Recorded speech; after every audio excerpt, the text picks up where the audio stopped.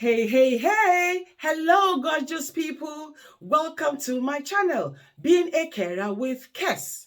My name is Kesiana Akwara Ati, a health and social care trainer. Welcome to my channel. To all you amazing, gorgeous, beautiful people, all you awesome subscribers and new alike who keep liking, sharing, watching. Oh my good God, you are the best. A gazillion kisses to you all. And if you're just watching this channel for the first time, hey, what are you waiting for? Smash that like button, smash the subscribe button as well, and of course, smash that notification bell. So whenever I upload a new video, you will be the first to know. Yes? And please, don't break your iPads, your phones, or your laptops, all right? Okay, so before I carry on with what we will be talking about today, permit me to give a massive shout out to all mothers out there, intending mothers, hopeful mothers, grandmothers, great grandmothers, and to anyone out there who has acted as a mother in the life of somebody. Happy Mother's Day to you all. Happy Mother's Day to you all. Happy Mother's Day to you all. I hope your day is filled with so much love and, happy times and happy memories as well. Yes? Okay. So let's get on with today's topic. What are we talking about today, Kes? Yes, we have got something interesting that we're talking about. Now, there's so much, and the topic for today, rather, let me just get to that. Let me tell you what the topic is first before I dive into it. Yes? The topic for today is UK sponsorship visas, how to stand out. Now, it doesn't matter if you are coming to the UK as a carer in a care home or a support worker, or you are coming as a carer in a domiciliary setting, or you are coming in with your COS as a teacher and IT personnel, whatever profession or capacity you are coming to the UK as. Trust me, you need to listen to what I have to say, because I have worked in the education sector. I have also worked in the care sector in the UK. So there, I think it puts me in a good place to tell you what exactly you can do to stand out, because the work ethics and ethos here is quite different from what we have abroad. Are we ready to listen? Come on then, let's get to it. Yeah? First up, you must be honest. Here we like honesty.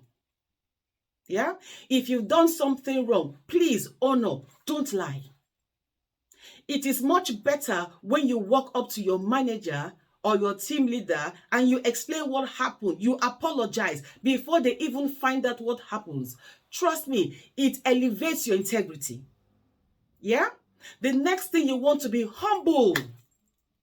And what does the good book say? It says, God gives grace to the humble. What does it do with the proud? He resists the proud. So you see, being proud on the job does not do you any justice. It doesn't help you in any way, shape, or form. Okay? That the next thing you also want to do, you want to be punctual. Because trust me, in the UK, they love punctuality. And it shows the manager or whoever owns the business that you are business minded. You are serious about the job you are here to do. You're not here to mess about. No, you are here because you mean business and you want to strut your stuff. All right. Next up, you want to be respectful, both to your colleagues at work, even if sometimes they can be mean, and of course to your service users or clients. You must be respectful. You must be civil. You must be courteous. Watch the kind of words you use. And of course, like I said, the tone of your voice. I mentioned that in communication. The tone of your voice matters, because if you use a demeaning, condescending tone, trust me, you would not like the reply. Okay? And also, you want to be hardworking. They don't like lazy people. Put your back into the work, because that is one thing that will make you to stand out from all the others. Yeah? You also want to be neat. I know you're saying, but I'm not the cleaner. It doesn't matter. I remember when I was working in the domiciliary setting, there was this beautiful lady I was looking after. God bless her, bless her. And then I was going to go off for a week because my children were on half term and I couldn't work. So I said to her, listen, you know how I keep your place clean? I mean, it is not my duty to sweep her floor or do her dishes if their sink is full. But you see, she lives alone. There is nobody living with her. She lives in an apartment all by herself. So I take it upon myself, particularly when I come in the afternoon to give her her lunch, to tidy up everywhere, make everywhere look neat. So this week I was off. And by the time I resumed the following week, oh my God, what I saw, I didn't like it. And I was like saying, hello, darling, what happened? I mean, who was here? Who did this? And she said to me, oh, Kes, I said to the carer who came while you were away that you're not going to like this. Wow. And trust me, I was on the phone calling the coordinators as in, who did you send here? I don't like the way they left my lady. I don't like what they did. Because she got to know me, that I am neat, I am clean, I keep her comfortable. I make everywhere neat for her. Yeah? Now, another thing, you want to be observant. Why? Because you live in a home. Most of the time, I mean, from my own experience, we wake them up around 5 in the morning and they dress or they sit in the lounge. They're just there. But when you are observant and you see them sitting, you would know when something is wrong with someone, either a colleague or a service user. You would know if something is either not acting the way they normally act. You would know. And when you notice that, please find out what is wrong with them. Speak to the manager. What does that tell the manager again? That you're a good worker. It all adds up. Yeah? Another thing you want to do, you want to be lively. Be the life of the party. Be bubbly. Have a sense of humor. When you come in, let everybody know that, yes, you are around. Do you get what I mean? Because you bring the rays of sunshine into the home. Because the truth is that a lot of them, when they wake up in the morning, when they sit on their chairs, or, their chairs rather, in the lounge, they're just there throughout the day. So be the life of the party. Be the clown that will get everybody up and about. Let me tell you another story with you. I went to a home to work. It was a home that catered for people with dementia. A very posh home, if I may add. And they were playing this 70s song, and there was a lady, I was just dancing, I was just waltzing on my own, and then one lady who still has some form of capacity said to me, oh, let's dance together. And we're just waltzing together, both of us. Oh my gosh, the whole place erupted. People were laughing, clapping, cheering on. And then the manager stepped out. It was like, oh, what's going on? And she was smiling. When the dance was over, the music had ended, or the song had ended rather, she called me aside into her office and said, oh, Kes, I really appreciate what you did just now. It was really good of you. Here is the timesheet. I mean, or better say our rota. You want to take the times or the days you would like to work. I'd like to give you more shifts. I like you. Now, bear in mind that I used to work as an agency staff. I wasn't permanent in any home. So I was a freelancer.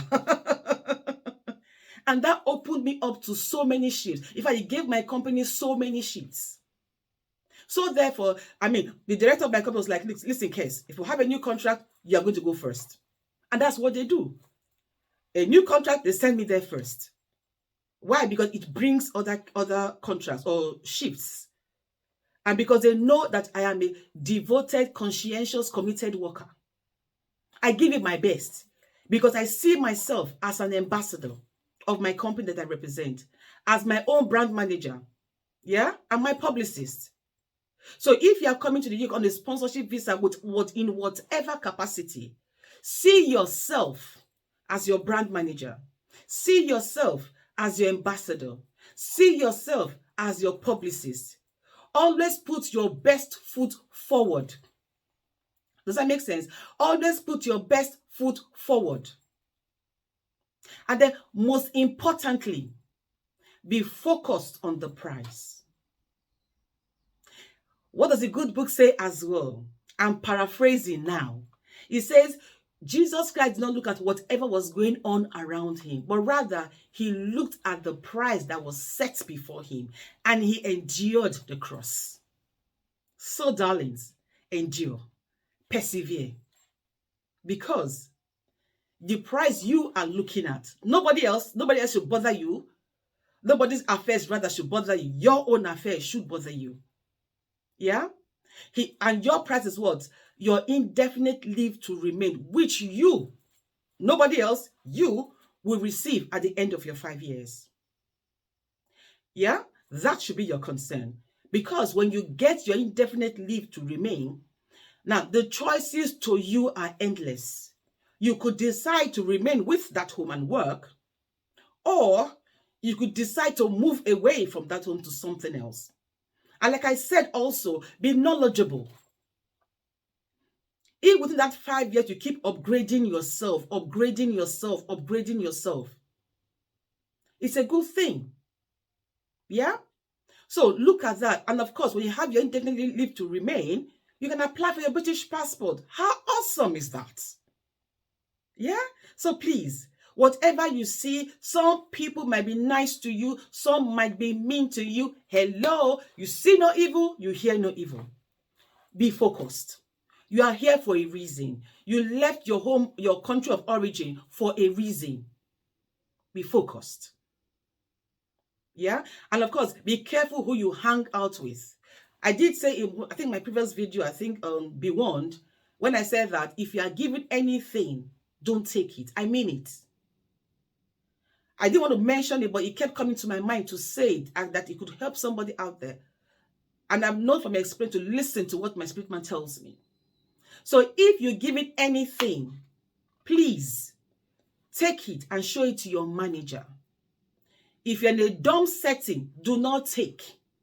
Tell them you cannot take it unless you are given clearance from the head office or your manager. Now, why do I say that? I did say at some point in time that I am privileged to have people from all walks of life coming to my training sessions. Now, I had this particular carer. She came in and she said, oh, there was this particular lady she looked after and all of that. And I think the children came to visit. And then the lady she was looking after told them how nice she was or something like that. And then they gave them money, herself and another person, another carer. Now, what did she do? Because she knew what it meant. Because taking something that you have not been allowed to take or approved to take is tantamount to financial abuse. So before she left her shift that morning, which was in a night shift, she went to her manager and told her that this is the money we were given. She gave her the money. I said, this is what we're given, the envelope we're given. I just said I should let you know first before I do anything. If you want to take it, fine. If you want to give it to me, fine. But she showed it to her and she gave it to her. Now, unbeknown to her, her colleague came to report her that she was given something and that she didn't disclose.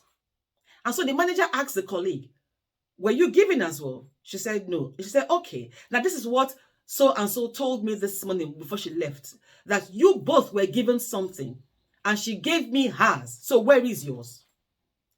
I think your guess is as good as mine. She was fired. The colleague who came bad-mouthing the other carer was fired because she took, but she said she didn't take anything. So you see what I mean? There is no point.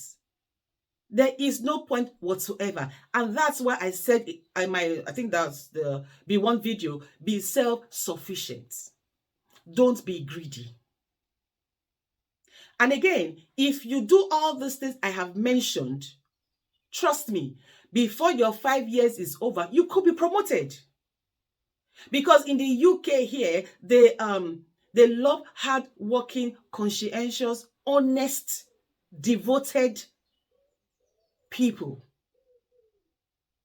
They do. I can tell you that from experience.